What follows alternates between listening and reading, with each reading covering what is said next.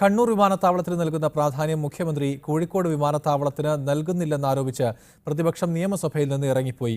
വിമാനത്തിന്റെ ഇന്ധന നികുതി 5% കുറയ്ക്കാൻ 2017 എടുത്ത മന്ത്രിസഭാ തീരുമാനം നടപ്പാക്കണമെന്ന് എം.കെ. മുനീർ ആവശ്യപ്പെട്ടു. കണ്ണൂർ വിമാനത്താവളം യാഥാർത്ഥ്യമാക്കാൻ അമിത താൽപര്യം എടുത്തിട്ടുണ്ടെന്ന് മുഖ്യമന്ത്രി മറുപടി നൽകി.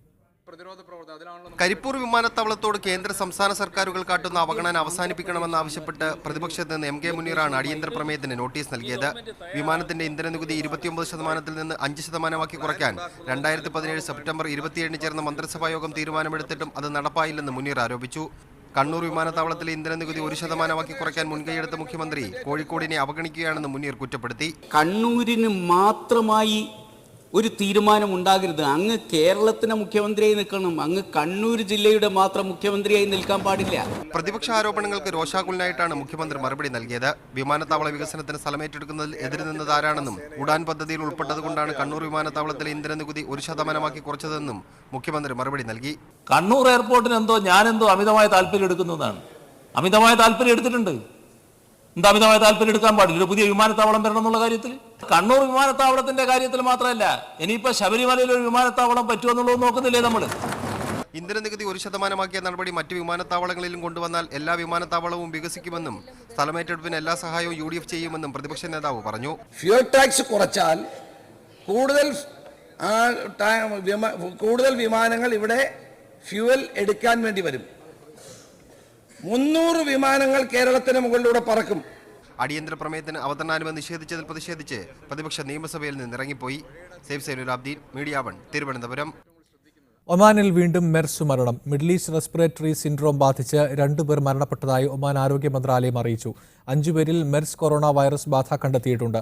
ഇവർ റഫറൽ ആശുപത്രികളിൽ ചികിത്സയിലാണ്. 2013 ഒമാനിൽ ആദ്യമായി മെർസ് ബാധ റിപ്പോർട്ട് ചെയ്യപ്പെട്ടത്. ഇതുവരെ ഒമാനിന്റെ വിവിധ ഭാഗങ്ങളിലായി 19 പേർക്കാണ് രോഗം ബാധിച്ചതെന്നും ആരോഗ്യ മന്ത്രാലയം അറിയിച്ചു. 2 പേർ കൂടി മരിച്ചതോടെ മെർസ് മൂലം ഒമാനിൽ മരിച്ചവരുടെ എണ്ണം 5 ഉയർന്നു. 2015 ജനുവരിയിലാണ് രാജ്യത്ത് അവസാനമായി മെർസ് മരണമുണ്ടായത്. പുതുതായി രോഗം കണ്ടെത്തിയവർക്ക് ആശുപത്രിയിൽ മതിയായ ചികിത്സ നൽകി വരുന്നുണ്ട്. മെർസിനെതിരെ അതീവ ജാഗ്രതയും നിരീക്ഷണവും പുലർത്തുന്നുണ്ട്. എല്ലാ ആശുപത്രികളും മെർസിനെ നേരിടാൻ സുസജ്ജമാണെന്നും ആരോഗ്യ മന്ത്രാലയം അറിയിച്ചു. വ്യക്തി ശുചീകരണത്തിലും ഭക്ഷണ പരിസര ശുചീകരണത്തിലും ശ്രദ്ധ വേണം. ചുമയ്ക്കുകയും തുമ്മുകയും ചെയ്യുമ്പോൾ വായും മൂക്കും അടച്ചു പിടിക്കുകയും ശേഷം കൈകൾ വൃത്തിയാക്കുകയും വേണം. രോഗബാധ സംബന്ധിച്ച വ്യാജ പ്രചാരണങ്ങളിൽ കുടുങ്ങരുതെന്നും ഔദ്യോഗിക സ്രോതസ്സുകളിൽ നിന്നുള്ള വാർത്തകൾ മാത്രമേ കണക്കിലെടുക്കാൻ പാടുള്ളൂവെന്നും ആരോഗ്യ മന്ത്രാലയം അധികൃതർ മുന്നറിയിപ്പ് നൽകി. Media 1, Muscat. കുവൈത്തിൽ കുട്ടികൾക്ക് മാത്രമായി പ്രത്യേക ആശുപത്രി വരുന്നു. സബാഹ് ആരോഗ്യ മേഖലയിൽ 792 പേരെ കിടത്തി ചികിത്സിക്കാൻ കഴിയുന്ന ആധുനിക സൗകര്യങ്ങളുള്ള പീഡിയാട്രിക് ഹോസ്പിറ്റൽ പണിയാനാണ് ആരോഗ്യ മന്ത്രാലയത്തിന്റെ തീരുമാനം. 4 വർഷത്തിനുള്ളിൽ ആശുപത്രി പ്രവർത്തന സജ്ജമാകും. കുട്ടികളുമായി ബന്ധപ്പെട്ട എല്ലാ രോഗങ്ങളുടെയും ചികിത്സ ഒരു കുടക്കീഴിലാക്കുക എന്ന ലക്ഷ്യത്തോടെയാണ് ആരോഗ്യ മന്ത്രാലയം പ്രത്യേക പീഡിയാട്രിക് ഹോസ്പിറ്റൽ പണിയുന്നത്. നിലവിൽ എല്ലാ സർക്കാർ ആശുപത്രികളിലും ശിശുരോഗ വിഭാഗം പ്രവർത്തിക്കുന്നുണ്ടെങ്കിലും കുട്ടികൾക്ക് മാത്രമായി രാജ്യത്ത് പ്രത്യേക ആശുപത്രിയില്ല. 792 പേരെ കിടത്തി ചികിത്സിക്കാനുള്ള സൗകര്യത്തോടെ സബാഹ് ആരോഗ്യമേഖലയിൽ നിർദ്ദിഷ്ട ആശുപത്രി നിലവിൽ വരുന്നതോടെ ഈ കുറവ് പരിഹരിക്കപ്പെടും. ആധുനിക സംവിധാനങ്ങളോടെയുള്ള ലാബുകൾ, ഡിസ്പെൻസറികൾ, ഔട്ട് പേഷ്യന്റ് ക്ലിനിക്കുകൾ, ഓപ്പറേഷൻ തിയേറ്ററുകൾ എന്നിവ ഉൾക്കൊള്ളുന്ന ആശുപത്രി 2023 പ്രവർത്തന സജ്ജമാക്കാനാണ് പദ്ധതിയെന്ന് ആരോഗ്യ മന്ത്രാലയത്തിലെ ഉന്നത വൃത്തങ്ങളെ ഉദ്ധരിച്ച് പ്രാദേശിക പത്രം റിപ്പോർട്ട് ചെയ്തു. Media 1, Kuwait city. സൗദിയിൽ 5.132 ബില്യൺ റിയാലിന്റെ ഗതാഗത പദ്ധതികൾ നടപ്പാക്കുമെന്ന് ഗതാഗത മന്ത്രാലയം. പാർട്ട്ണർഷിപ്പ് ആൻഡ് കമ്മിറ്റ്മെന്റ് എന്ന പേരിൽ മന്ത്രാലയം സംഘടിപ്പിച്ച പരിപാടിയിലാണ് പദ്ധതികളെക്കുറിച്ച് പ്രഖ്യാപിച്ചത്. റിയാദ് പ്രവിശ്യയിൽ മാത്രം 604 ദശലക്ഷം റിയാലിന്റെ പദ്ധതികൾ നടപ്പാക്കും. ഗതാഗത മന്ത്രി ഡോക്ടർ നബീൽ അൽ അമൂദി, സഹമന്ത്രി എഞ്ചിനീയർ ബദർ അദ്ദലാമി തുടങ്ങി മന്ത്രാലയത്തിലെ ഉന്നതർ പരിപാടിയിൽ സംബന്ധിച്ചു. കോൺട്രാക്ടിംഗ് കമ്പനികളിൽ നിന്നും സ്വകാര്യ മേഖലകളിൽ നിന്നുമുള്ള 130-ലധികം പ്രതിനിധികളും പരിപാടിയിൽ സന്നിഹിതരായിരുന്നു. സൗദി വിഷൻ 2030ന്റെ ഭാഗമായാണ് പുതിയ പദ്ധതികൾ നടപ്പാക്കുന്നതെന്ന് മന്ത്രാലയ പ്രതിനിധികൾ പറഞ്ഞു. റിയാദ് പ്രവിശ്യയിൽ മാത്രം 604 ദശലക്ഷം റിയാലിന്റെ പദ്ധതികൾ നടപ്പാക്കും. അൽ ഖർജ്, കുവയ്യ ഇരട്ടപ്പാത, Riyadh Bisha road, Khurais road എന്നിവ പദ്ധതി കാലത്ത് പൂർത്തിയാക്കും. 2018 155 പദ്ധതികൾ പൂർത്തീകരിച്ചിട്ടുണ്ടെന്ന് ഗതാഗത മന്ത്രാലയം വ്യക്തമാക്കി. റോഡുകളുടെ നിലവാരം മെച്ചപ്പെട്ടത് വാഹനാപകടം കുറയാൻ കാരണമായിട്ടുണ്ടെന്നും അധികൃതർ കൂട്ടിച്ചേർത്തു. 2017 അപേക്ഷിച്ച് 2018 അപകടമരണങ്ങൾ 33%, അപകടമരണങ്ങളും അതേ തുടർന്നുള്ള പരിക്കുകളും 25% കുറയാൻ കാരണമായിട്ടുണ്ടെന്നാണ് കണക്ക്. അസർ പൊളിയിൽ, മീഡിയ 1, റിയാദ്. യുദ്ധക്കെടുതി അനുഭവിക്കുന്ന യമനിലെ ജനങ്ങൾക്കുള്ള സൗദി അറേബ്യയുടെ സഹായം 25 ലക്ഷം പേരിലേക്കെത്തി. കഴിഞ്ഞ വർഷം ഭക്ഷണവും മരുന്നും ഉൾപ്പെടെ നൽകിയ സഹായത്തിന്റെ കണക്കാണിത്. സൽമാൻ രാജാവിന്റെ കീഴിലാണ് പദ്ധതി. കിങ് സൽമാൻ റിലീഫ് സെന്ററിന്റെ നേതൃത്വത്തിലാണ് സഹായ വിതരണം നടത്തിവരുന്നത്. ഭക്ഷണവും മരുന്നും അടങ്ങുന്ന അത്യാവശ്യ സഹായങ്ങളാണ് യമൻ ജനതയ്ക്ക് എത്തിച്ചത്. 2018 ഇത് 2.5 മില്യൺ പേർക്ക് വിതരണം ചെയ്തു. പുറമെ ഹൂത്തികൾ റിക്രൂട്ട് ചെയ്ത 2000 കുട്ടികളുടെ പുനരധിവാസവും സൗദി നേരിട്ട് നടത്തും. യമൻ ജനതയുടെ പുനരധിവാസവും സാംസ്കാരിക ഉന്നമനവും ലക്ഷ്യമിട്ട് വിവിധ പദ്ധതികൾ നടപ്പിലാക്കും. ഇതിന്റെ ഭാഗമായി വിവിധ NGOകളുമായി കരാറിൽ ഏർപ്പെട്ടതായും കിങ് സൽമാൻ റിലീഫ് സെന്റർ അറിയിച്ചു. ഒപ്പം യമൻ ജനതയുടെ ഭക്ഷ്യസുരക്ഷ ഉറപ്പുവരുത്തുന്നതിന് UN ഏജൻസികളുമായും സഹകരിക്കും. ഇതിന് സൗദിയും UAEയും ചേർന്ന് $500 മില്യൺ ചിലവഴിക്കുമെന്നും സെന്റർ അറിയിച്ചു. Media 1 Dammam. ഇന്ത്യ ഖത്തർ സാംസ്കാരിക വർഷാചരണത്തിന്റെ ഔദ്യോഗിക പരിപാടികൾക്ക് ഖത്തറിൽ തുടക്കം. ഇന്ത്യൻ പ്രവാസി ചിത്രകാരന്മാരുടെ ചിത്ര പ്രദർശനവും ടിക്കറ്റ് ടു ബോളിവുഡ് റിയാലിറ്റി ഷോയുമാണ് ആദ്യം നടക്കുന്ന പരിപാടികൾ. 2019 ഇന്ത്യ ഖത്തർ സാംസ്കാരിക വർഷമായി ആചരിക്കാൻ നേരത്തെ ഖത്തർ തീരുമാനിച്ചിരുന്നു. ഒരു വർഷം മുഴുവൻ നീണ്ടു നിൽക്കുന്ന വർഷാചരണത്തിന്റെ ഔദ്യോഗിക ഉദ്ഘാടന ചടങ്ങുകൾക്കാണ് ദോഹയിലെ ഖത്താറ സാംസ്കാരിക ഗ്രാമത്തിൽ തുടക്കമായത്. പ്രവാസി ഇന്ത്യൻ ചിത്രകാരന്മാരുടെ പെയിന്റിംഗ് പ്രദർശനമാണ് പരിപാടിയുടെ ഭാഗമായി ആദ്യം നടക്കുന്നത്. ഇന്ത്യയുടെ സാംസ്കാരിക ചിഹ്നങ്ങളാണ് ക്യാൻവാസിലേക്ക് പകർത്തിയിരിക്കുന്നത്.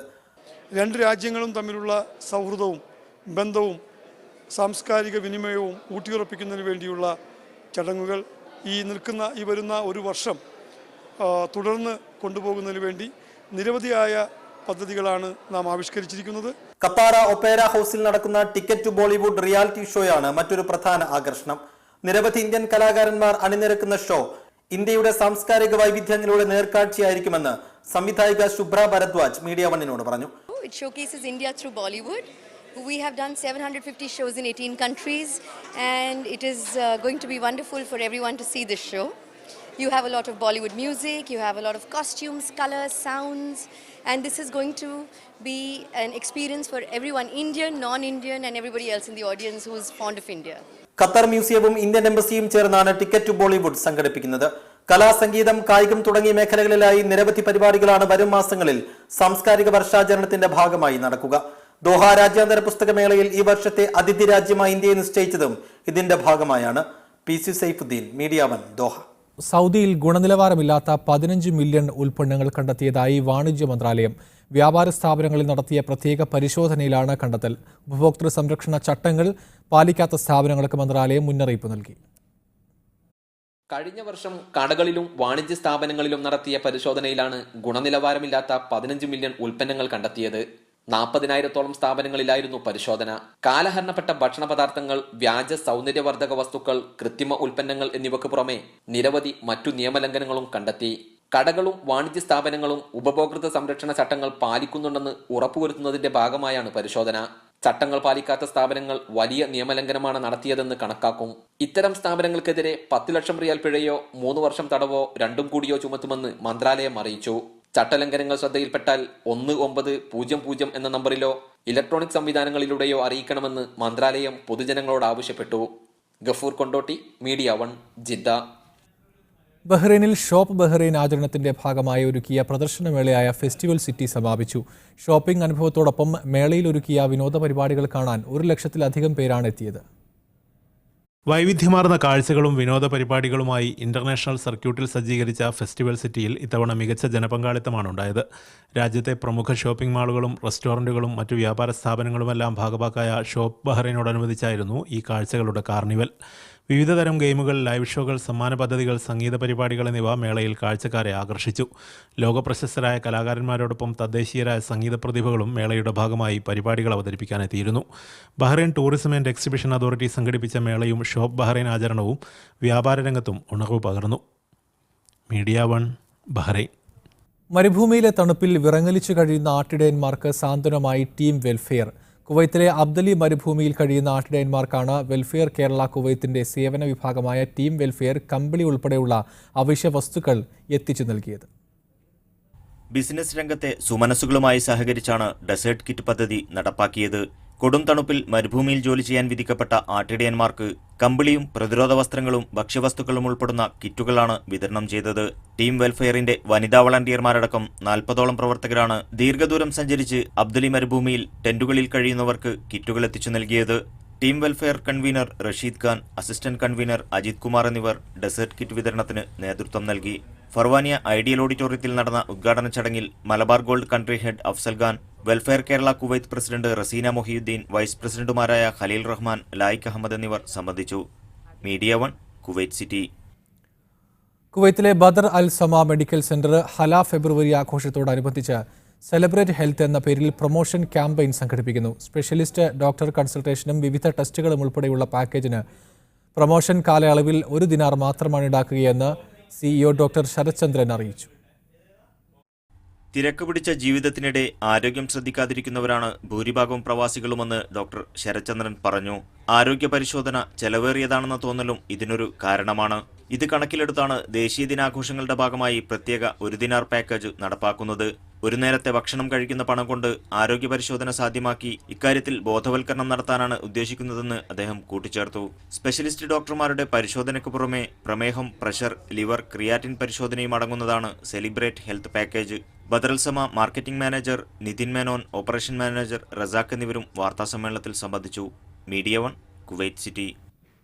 ഹോസ്പിറ്റൽ രംഗത്തെ പ്രശസ്തരായ ഏഷ്യൻ മെഡിക്കൽ സെന്റർ ഖത്തറിലും പ്രവർത്തനം തുടങ്ങി. അൽവക്രയിൽ ആരംഭിച്ച പുതിയ സെന്റർ പാണക്കാട് മുനവർ ശിഹാബ് തങ്ങളും സിനിമാ താരം ഫഹദ് ഫാസിലും ചേർന്ന് ഉദ്ഘാടനം ചെയ്തു.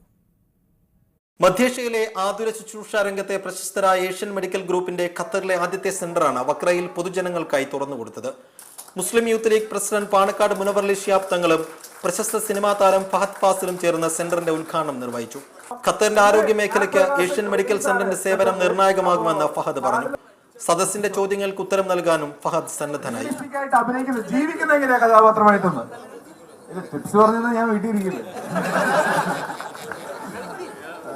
ഇല്ല, എനിക്ക് പറഞ്ഞു തരുന്ന നല്ല ഡയറക്ടേഴ്സാണ്. അപ്പൊ അവർ പറയുന്നത് ശ്രദ്ധിച്ച് കേൾക്കും, അത്രേ ഉള്ളൂ. Asian medical group sponsor Ibrahim al Ubaid Ali, chairman VP Sayyid Thangal, executive director VP Sharafuddin, director Ajmal Sharafuddin, K Muhammad Eesa, Youth League സംസ്ഥാന സെക്രട്ടറി PK ഫിറോസ് തുടങ്ങിയവർ ചടങ്ങിൽ പങ്കെടുത്തു. ജനറൽ മെഡിസിൻ, ENT, ശിശുരോഗം, നേത്രരോഗം, ദന്തചികിത്സ, ഗൈനക്കോളജി, ത്വക്ക് രോഗം, അസ്ഥിരോഗം, ജനറൽ സർജറി വിഭാഗങ്ങളിലായി 12ഓളം ഡോക്ടർമാരുടെ സേവനമാണ് തുടക്കത്തിൽ തന്നെ ഏഷ്യൻ മെഡിക്കൽ സെന്ററിൽ ലഭ്യമാവുക. സൂപ്പർ സ്പെഷ്യാലിറ്റി വിഭാഗങ്ങളും ഉടൻ തുടങ്ങും.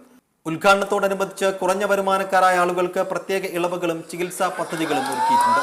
മീഡിയ 1 പറങ്കികൾക്കെതിരെ പട നയിച്ച കുഞ്ഞാലിമരക്കാരുടെ കഥ നാടകരൂപത്തിൽ കുവൈത്തിൽ അരങ്ങിലെത്തുന്നു. നാടക കൂട്ടായ്മയായ കൽപ്പക് കുവൈത്ത് 30ാം വാർഷികത്തോടനുബന്ധിച്ചാണ് മെഗാ നാടകം അരങ്ങിലെത്തിക്കുന്നത്. പ്രവാസി കലാകാരന്മാരെ അണിനിരത്തി വേണു കിഴുത്താണിയാണ് നാടകം സംവിധാനം ചെയ്യുന്നത്. ഖാലിദിയ യൂണിവേഴ്സിറ്റി തിയേറ്ററിൽ ഏപ്രിൽ 4-5 തീയതികളിൽ 2 വീതം പ്രദർശനങ്ങളാണുണ്ടാവുക. നാട്ടിലെ 70ഓളം വേദികളിൽ നന്നായി സ്വീകരിക്കപ്പെട്ട നാടകം കുവൈത്തിലും അതേ മികവോടെ അവതരിപ്പിക്കാനാകുമെന്ന് സംവിധായകൻ വേണു കിഴുത്താണി വാർത്താസമ്മേളനത്തിൽ പറഞ്ഞു. ചരിത്രത്തോട് നീതി പുലർത്തിയും ആർക്കും മനസ്സിലാക്കാനും ആസ്വദിക്കാനും കഴിയും വിധം ലളിതവുമായ അവതരണ രീതിയാണ് നാടകത്തിൽ അവലംബിച്ചിരിക്കുന്നത്. സുനിൽ K ആനന്ദ് രചന നിർവഹിച്ച നാടകത്തിന് രംഗപടമൊരുക്കുന്നത് ആർട്ടിസ്റ്റ് സുജാതനാണ്. ആനന്ദ് മധുസൂദനാണ് പശ്ചാത്തല സംഗീതം. അബ്ബാസിയ യുണൈറ്റഡ് ഇന്ത്യൻ സ്കൂളിൽ നടന്ന ചടങ്ങിൽ നാടകത്തിന്റെ എൻട്രി പാസ് പ്രകാശനം കൽപ്പക് ഉപദേഷ്ടാവ് ജോൺ തോമസ് നിർവഹിച്ചു. Media 1 Kuwait city. Asia cup ഫുട്ബോളിലെ കിരീട നേട്ടം ആഘോഷിക്കുന്നതിന്റെ ഭാഗമായി ഖത്തർ എയർവേസ് വിമാനയാത്രയ്ക്ക് പ്രത്യേക ഓഫറുകൾ പ്രഖ്യാപിച്ചു. ഈ മാസം 14 വരെ ബുക്ക് ചെയ്യുന്ന ഓഫറുകൾക്ക് 75% നിരക്കിളവാണ് പ്രഖ്യാപിച്ചിരിക്കുന്നത്. ഓഗസ്റ്റ് 31 വരെ യാത്ര ചെയ്യുന്നതിനാണ് ഇളവ് ലഭിക്കുക. പ്രിവിലേജ് ക്ലബ് അംഗങ്ങൾക്ക് ക്യൂ മൈൽസ്, ക്യൂ പോയിന്റുകൾക്ക് ഇരട്ടിയായി ലഭിക്കും. കൂടാതെ ഹമദ് രാജ്യാന്തര വിമാനത്താവളത്തിലെ ഖത്തർ ഡ്യൂട്ടി ഫ്രീയിൽ 20% നിരക്കിളവും പ്രഖ്യാപിച്ചിട്ടുണ്ട്. തിരൂർ സീതി സാഹിബ് മെമ്മോറിയൽ പോളിടെക്നിക്കിലെ പൂർവ്വ വിദ്യാർത്ഥികളുടെ വാർഷികാഘോഷം ദോഹയിൽ നടന്നു. സർഗർ സ്മൃതി 2019 എന്ന പേരിൽ സംഘടിപ്പിച്ച പരിപാടി ICBF പ്രസിഡന്റ് PN ബാബുരാജൻ ഉദ്ഘാടനം ചെയ്തു. ഇന്ത്യൻ സ്പോർട്സ് സെന്റർ അംഗം ഷറഫ് P ഹമീദ്, ഉപദേശക സമിതി അംഗം അഷ്റഫ് ചിറക്കിൽ തുടങ്ങിയവർ സംസാരിച്ചു. അംഗങ്ങളും കുടുംബങ്ങളും ചേർന്ന് അവതരിപ്പിച്ച വിവിധ കലാപരിപാടികളും അരങ്ങേറി.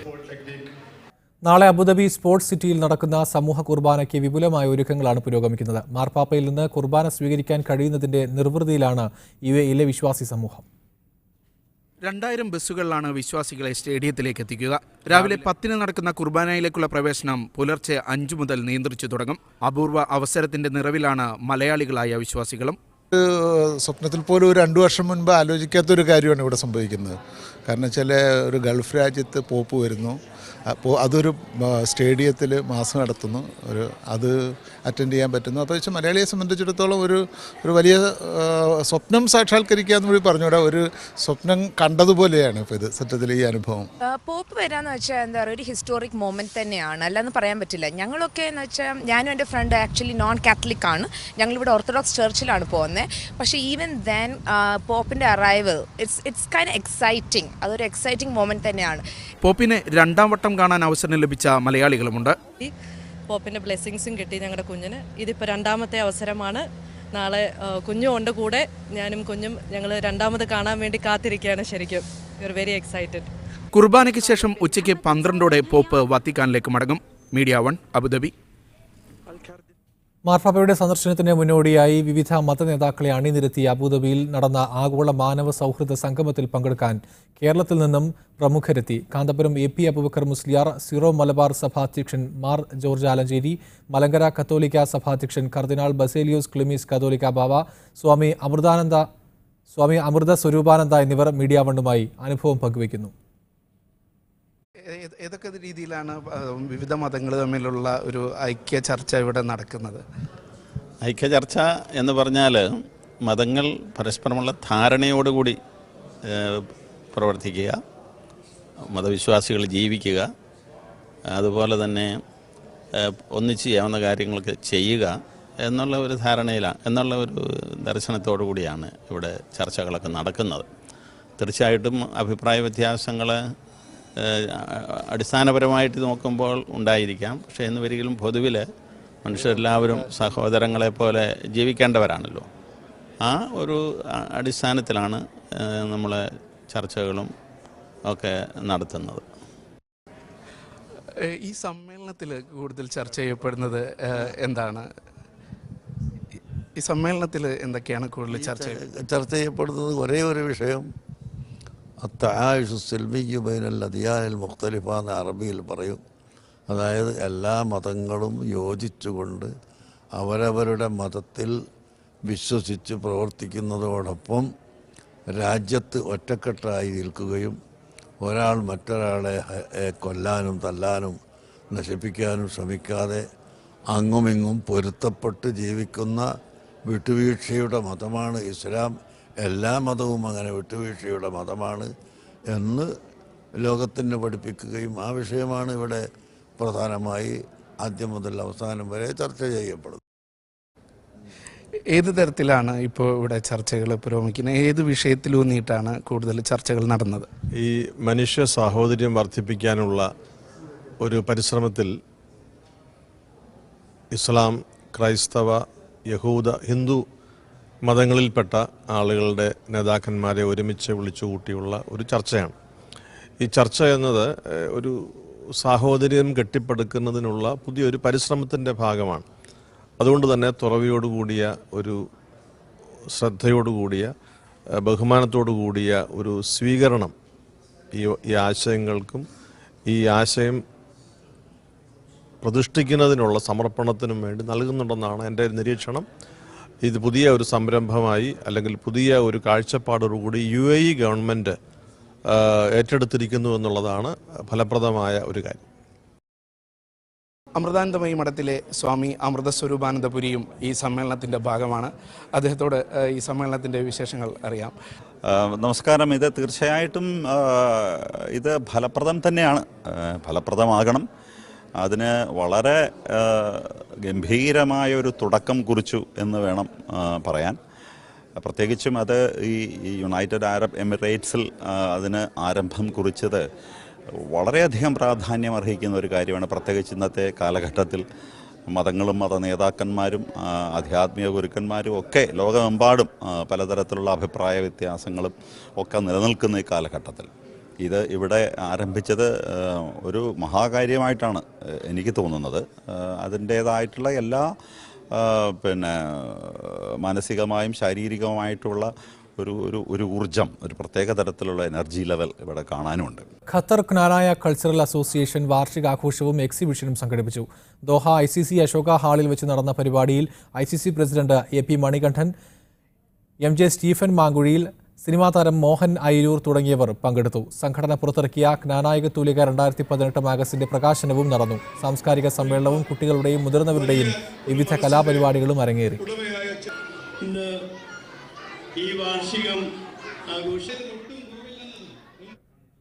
റിയാദിലെ സംഘടനയായ ഫ്രണ്ട്സ് ക്രിയേഷൻ 18ാം വാർഷികം ആഘോഷിക്കുന്നു. ഫെബ്രുവരി 8 വെള്ളിയാഴ്ച റിയാദ് അസീസിയ നെസ്റ്റോ ഓഡിറ്റോറിയത്തിലാണ് പരിപാടി. വൈകുന്നേരം 6-ന് ആരംഭിക്കുന്ന പരിപാടിയിൽ വിവിധ കലാവിരുന്നുകളുണ്ടാകും. വ്യവസായികളെ ചടങ്ങിൽ ആദരിക്കും.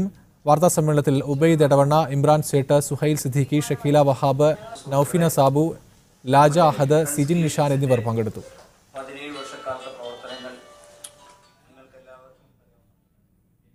Kerala social and cultural association ഒരുക്കുന്ന മന്നം ജയന്തി ആഘോഷ പരിപാടികൾ ഹരിഹരലയം എന്ന പേരിൽ സംഘടിപ്പിക്കുമെന്ന് ഭാരവാഹികൾ അറിയിച്ചു. ഫെബ്രുവരി 8-ന് ഇന്ത്യൻ സ്കൂൾ ഓഡിറ്റോറിയത്തിൽ വെച്ച് നടക്കുന്ന വിപുലമായ പരിപാടികളിൽ നടന്മാരായ സുരേഷ് ഗോപി, ജഗദീഷ് എന്നിവർ പങ്കെടുക്കും.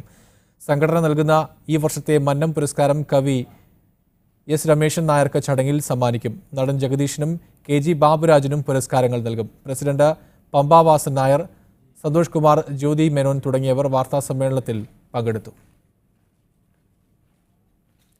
UTSC 7 സോക്കർ ഫുട്ബോൾ ഫെസ്റ്റിവലിന് ജിദ്ദയിൽ ആവേശകരമായ തുടക്കം. വാരാന്ത്യങ്ങളിൽ വൈകുന്നേരം 6 മുതൽ ആരംഭിക്കുന്ന മത്സരങ്ങൾ ബനി മാലിക്കിലെ ഷബാബിയ സ്പോർട്സ് സിറ്റിയിലാണ് നടക്കുന്നത്. ഈ മാസം 22-ന് ടൂർണമെന്റ് സമാപിക്കും.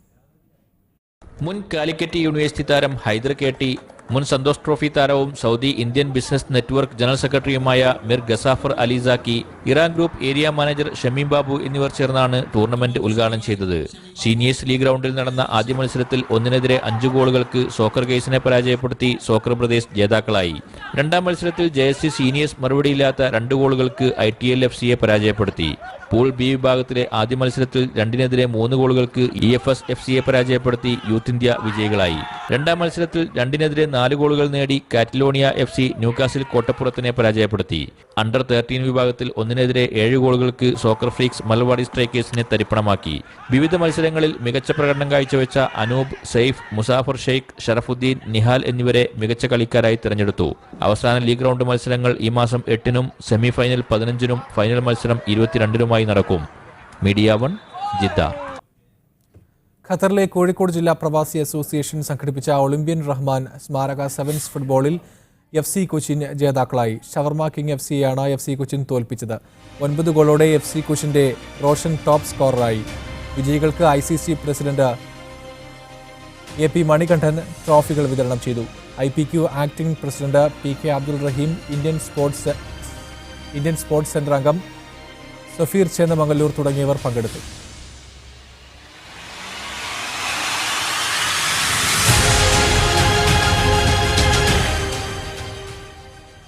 സൗദിയിലെ റിയാദിൽ TTC Adnan indoor premier league ക്രിക്കറ്റിന് തുടക്കമാകുന്നു. ടൂർണമെന്റിന്റെ ട്രോഫി ലോഞ്ചിംഗ് മലസിൽ വെച്ച് നടന്നു. 12 ടീമുകളാണ് മത്സരത്തിൽ പങ്കെടുക്കുക. ഫെബ്രുവരി 8-ന് റിയാദിലെ അർക്കാൻ സ്പോർട്സ് കോംപ്ലക്സിൽ വെച്ചാണ് TTCയുടെ പ്രഥമ ഇൻഡോർ ക്രിക്കറ്റ് ടൂർണമെന്റ്. പങ്കെടുക്കുന്ന 12 ടീമിന്റെ ക്യാപ്റ്റന്മാരുടെ മീറ്റും വിജയികൾക്കുള്ള അദ്നാൻ IPL ട്രോഫി പ്രകാശനവും റിയാദിലെ മലസിൽ നടത്തി. ജേഴ്സി വിതരണവും നടന്നു. വിവിധ ക്ലബ്ബുകളുടെ പ്രതിനിധികൾ ചടങ്ങിൽ സംബന്ധിച്ചു. മത്സരത്തിന്റെ ഭാഗമായി വിവിധ പരിപാടികൾ നടക്കും. ഡോക്ടർ അബ്ദുൽ സലാം ഒമർ, അൻവർ സാദത്ത്, നജാഫ് മുഹമ്മദ്, റഫ്സാദ് വാഴയിൽ, അബ്ദുൽ ബാസിദ് ഖാലിദ്, ഹാരിസ് PC എന്നിവർ സംസാരിച്ചു. Media 1, Riyadh. Dammam Malabar united FCയും ഇവൻലോഡ് ബാഡ്മിന്റൺ ക്ലബ്ബും ചേർന്ന് ബാഡ്മിന്റൺ ടൂർണമെന്റ് സംഘടിപ്പിക്കുന്നു. 8 രാജ്യങ്ങളിൽ നിന്നുള്ള 600ഓളം മത്സരാർത്ഥികൾ ടൂർണമെന്റിൽ പങ്കെടുക്കുമെന്ന് ഭാരവാഹികൾ അറിയിച്ചു. ദമാം മാസ്റ്റേഴ്സ് 19 എന്ന പേരിലാണ് ടൂർണമെന്റ്. ഫെബ്രുവരി 8 മുതൽ ടൂർണമെന്റ് ആരംഭിക്കും. കുട്ടികൾക്കും മുതിർന്നവർക്കുമായി 7 വിഭാഗങ്ങളിലായാണ് മത്സരം. സൗദി ബാഡ്മിന്റൺ അസോസിയേഷന്റെ അംഗീകാരത്തോടെ സംഘടിപ്പിക്കുന്ന ടൂർണമെന്റ് 300ഓളം മത്സരങ്ങൾക്ക് വേദിയാകും. 2019 ഏറ്റവും one of the biggest mega badminton tournament ആണ്. സകല സ്ഥലത്തു നിന്നും റിയാദിനും ജദ്ദയിൽ നിന്നും ദമാമിൽ നിന്നും എല്ലാവരും പാർട്ടിസിപ്പേറ്റ് ചെയ്യുന്നുണ്ട്. ഈ ഒരു ടൂർണമെൻറ്റിൻ്റെ മെയിൻ ഒബ്ജക്റ്റീവ് പറഞ്ഞാൽ നമുക്ക് ഏറ്റവും നന്നായിട്ടുള്ള ടാലൻറ്റിനെ കണ്ടുപിടിക്കാനും അതേപോലെ MUFCക്ക് സകല സ്പോർട്സിനെയും പ്രൊമോട്ട് ചെയ്യാൻ വേണ്ടിയുള്ളൊരു ഒബ്ജക്റ്റീവാണ് ഈ ടൂർണമെൻറ്റിൻ്റെ കാര്യം. വിജയികൾക്ക് പ്രൈസ് മണിയും ട്രോഫിയും സമ്മാനിക്കും. ഫ്രാങ്കോ ജോസ്, ആസിഫ് മുഹമ്മദ്, അഫ്താബ് മുഹമ്മദ്, ടോണി എബ്രഹാം, റെനിൽ വിൽസൺ, ഫഹദ് ഖാലിദ് എന്നിവർ വാർത്താ സമ്മേളനത്തിൽ പങ്കെടുത്തു. Media 1 Dammam.